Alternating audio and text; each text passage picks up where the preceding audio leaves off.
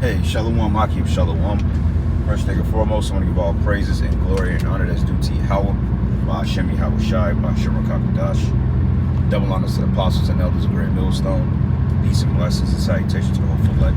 Those in the gospel of Father, and the thunder of Yahweh, by Hashem Yahweh Shai, wherever may be. This is titled, We're Entering to Other Men's Labors.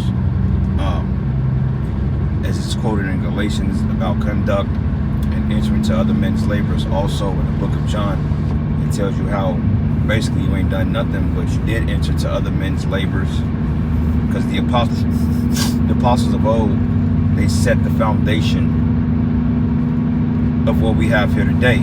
Okay, the apostles were old, because remember when Yahweh Shai, prior to him going to the spirit world, he stated that upon this rock I will build my church, and that rock was talking about Peter. Okay, because Peter means rock. Okay, and if you know the understanding of parallels and the symbology of King David and Peter, you will understand why he was the Lord's rock.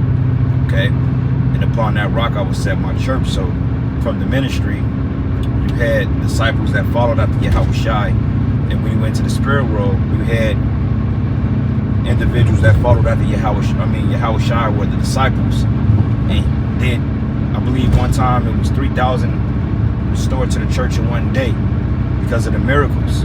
Okay, but I was meditating last night on John the 6th chapter, John the 5th and 6th chapter, when it went into him the dividing the loaves. How I told him, he said, look, you didn't come here, or you didn't believe because the miracles which you saw, because he'd done miracles in front of these people. I mean, dividing the fish, the 5 loaves and the 2 small fish, dividing that among, what is it, 500 men, if I'm not mistaken, the multitude. That's a miracle in itself. So he said, look, man, you didn't come here because I did the miracle. You could care less about the miracle. You came here because basically you wanted to get fed. And that's how you know you were dealing with Jakes, because you got Jakes that come around for the occasion of feasting, so to speak. Now, we do have little events, you know, brothers, we do the work. We go out and get some grub. We might have some yan and shit like that. But overall, too, when it's time to come to class and go out to them streets and teach, brothers are down with it, man. Okay, brothers are really down for the cause, as they should be.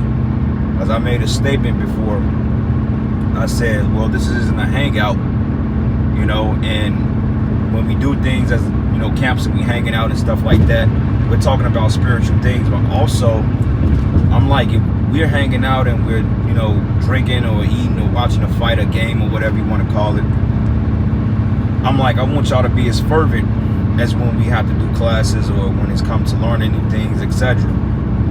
You know what I'm saying? So with that being said, you know, brothers have that balance. But the Lord told them guys, he said, you just come because I divided the 5 loaves and the 2 fish. He said, you ain't really coming to see any miracles. Because he said that, look, man, I'm the bread, okay? My body is the flesh, and my blood is the water. I mean, my blood is the drink, okay? The drink of my blood. And the Lord lost a lot of followers behind that because they were simple. They didn't receive it, okay? They thought that he was literally talking about cannibalism. And according to the law, cannibalism is not lawful, okay? You're not supposed to eat a human. So they were like, man, this man is bugging out. So it says many of his disciples left him, and then he looked at the 12. He says, thou's gonna leave me too. And shit, Peter was like, shit, Lord, where we gonna go? You know? And the Lord said, yeah, you know, the Lord has given me 12 of you, but one of you is a devil. So he already knew. So what I'm saying with that, these men that he set up to fulfill the roles of the churches, man, the camps, the churches, whatever you want to call it, basically, man, we're entering into those labors, okay? We entered into those labors, like you had what they called the Great Awakening period, or that we call the Great Awakening. Back when this word came on YouTube, that's when a lot of Israelites started to wake up. According to Ezekiel, what is it, the 37th chapter, okay, when it goes into like great army, all right? We believe that scripture being referring to mainly this time today, because it says take the stick and divided into the 2 tribes, okay, being all 12 tribes, with Judah, Benjamin, and Levi being of the southern kingdom, and Issachar up into Ephraim, or Ephraim all the way down to Issachar being the northern kingdom, man. okay, or the house of Israel, while we was considered the house of Judah. So fast forward today, it tells you in Galatians that you enter into another man's rest or other men's labor, slakia.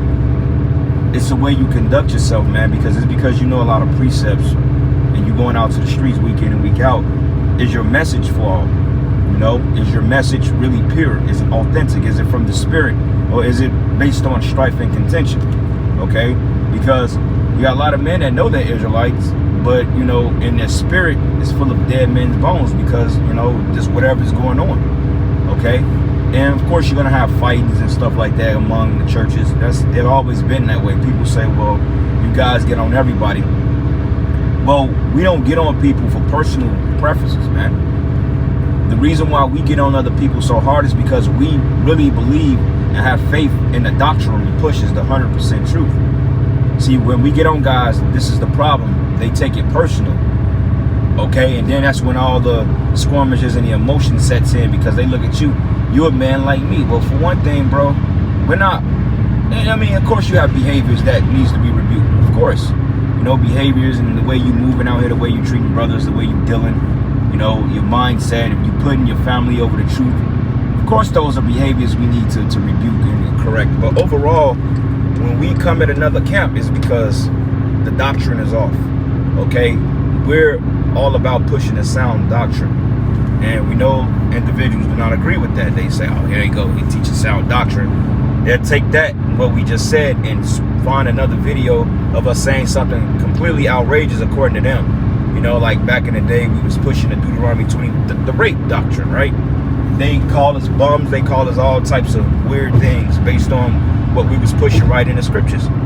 And I believe, what was the brother, Priest Daniel Olive, if I'm not mistaken. I remember he was on a radio station speaking about us, or like a podcast, and he was like, they was like, well, do you think GMS say you can rape according to the Bible? He said, no, man, those brothers ain't doing nothing like that because for the simple fact, they will all be locked up. He said what they're teaching is just how it was in the ancient world, that it was lawful in the ancient world. They didn't tell anybody to go out there and do it, and that's actually a true statement. Okay, we was teaching what was in the scriptures. That's why some years ago, the apostles had a series called The Nastiness of the Scriptures, when they got some of the most grotesque events. And we taught on it. Like, one of the most horrific events in the scriptures is when basically the Levite concubine committed adultery, and then basically they chopped up and sent it to every tribe in Israel. They chopped up in 12 parts and sent her to all the coast of Israel. Okay, now if you look at that today, that's a very harsh and grotesque. That's worthy of capital punishment. And that shit started a revolt in Israel. Basically the tribes against the tribe of Benjamin. Okay, and Benjamin being cut down to 600 something men. So they called him Little Benjamin. So what they had to do was grab up the daughters of Shiloh, which at that time the Ephraimites was predominantly in that particular region of Israel, and we grabbed them up, or the Benjamites grabbed them up and raped them and brought back their tribe. You see? Okay, which is also in the law. So we talk about things like that, and then we get ridiculed for it. You even have men that once believed that, but now that always changes. Okay, because for a long time that was going out about, you know, men that taught the doctrine. But wait, when you teach this word, you're gonna be basically you're gonna be ridiculed for it, man. All right, and Khan, brother, the Maccabean, yeah, that was gruesome. Basically, when the 7 sons, when they was getting basically tortured, when they was scalping them, cut his tongue off, and they was boiling the men alive. They said, we know what we did is because judgment, but overall, we know that we're going to come back. Okay, and we're going to put you devils down. You know? So that's the point, man. And Khan, the scriptures is a man's book. That's why it tells you in Job, gird up thy loins and be men. Okay, because this truth, like a brother brought out a video the other day. Matter of fact, no, we was on a group chat, and one of the brothers, he said it. He said one thing about this truth. You can't be bitch made, man. He said you can't be an emotional, you can't be, you can't, the scriptures don't tolerate bitch tendencies, man. You know, because something don't adhere right to your feelings or something. You can't just be bugging out at that, man. Okay? And then what happens, you find fault with the men that's teaching it, which is there's no fault there, but you got to make it a fault because you don't agree with the doctrine. Okay? So you got to watch that. Okay? That's that crept in unawares, man. That's why it says they feast among you. Okay? They feast among you, but they really don't believe. That's why, you know, when I say we enter to other men's rest or labors, have to be very mindful of we're building, because the priest Shahar brought out an excellent point, and I'm going to repeat it. Okay, the brother said it. The brother stated, he said, well, look, he said, okay, if you start a project and you start building a house for the foundation, and you have all the particular stones in place, have the foundation set, you already know what brick, what quarter pounder you want to use, and then you got an individual that comes along and he was building, but all of a sudden he wants to chop the bricks in half and put the roof up this way. Nah, man, you can't do that. That's one thing, that's not order. Okay, second of all, that's just disorderly, man, and you're gonna mess something up that way. Okay, so this is the book of Exodus 15:3. It says, the Lord is a man of war, the Lord is his name. Come on, bro, going back to the previous point I made, the Lord is a man of war. Okay, Isaiah 46:9. Remember the former things of old, for I am the power and there is none else. I am the power and there is none else like me. Right, the Lord is very, very diverse, man. Okay, but going back into building, when you're building on another man's foundation, okay, and you enter into another man's labors, you got to keep that same momentum. You know, you have to build in the same like mind. Okay, the bricks and so forth and the foundations is already purchased. You just got to use what's there and build up. Because you find fault with what's there, you want to go ahead and you want to make a separate purchase. It's not going to connect. Okay, it's not going to work that way. Okay, so we got to be very mindful of how we're building. Okay, because hey, we all are entering into other men's labors. Even the apostles, they enter into the labors of other men. Okay, now certain things may come out that we get more edification on, and we build up on that. But overall, man, you know, we're making sure that we're doing the right thing to the best of our abilities, man. Okay, so anyway, brethren, end it there. Giving all praises and glory and honor that's due to Yahweh Bashim Yahawashi, Bashim Rakakwadash. And with that, Shalom and a Baba Ball.